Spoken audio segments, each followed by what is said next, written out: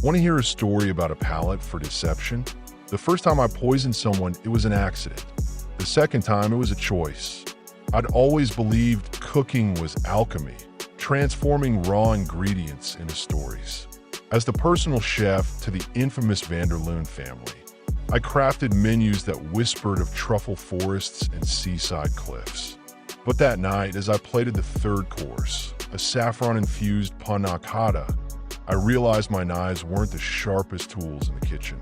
My assumptions were, the dinner was meant to reconcile Eleanor Van der Loon with her estranged brother, Julian. The siblings hadn't spoken since their fathers will split the family fortune unevenly, leaving Julian with little more than bitterness. I'd woven the menu around Eleanor's favorites: oysters and champagne foam, venison with juniper glaze. Comfort for her, provocation for him.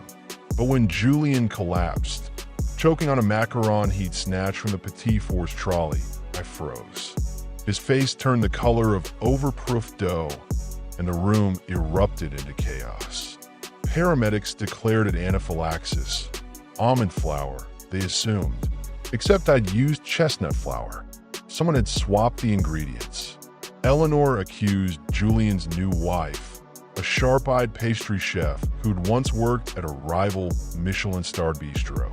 The staff whispered about the sommelier who'd been fired the week prior for stealing rare vintages. But as I scrubbed the copper pans, I replayed the scene. Julian's trembling hand reaching not for his own plate, but Eleanor's. Had he intended to take her dessert? Or had she meant to kill him first? Then came the second poisoning. Eleanor's morning espresso, laced with monkshood. I recognized the bitter undertone as I sipped it by habit, a chef's reflex to taste everything. My throat burned and the world blurred. When I woke in a hospital, the detective's questions felt like bread dough, dense, shapeless. Who'd want to harm the Van der Loons? He pressed. Everyone, I thought. Their wealth was a banquet of envy. But the answers simmered in my memory. The quiet librarian, Clara, Julian's college friend who'd attended the dinner uninvited. She'd lingered in the kitchen, asking about Eleanor's love for marzipan. I dismissed her as a wallflower, but I'd clothed her in my own assumptions, a meek soul, harmless. Racing back to the estate, I found Clara in the cellar, her gloves dusted with almond extract.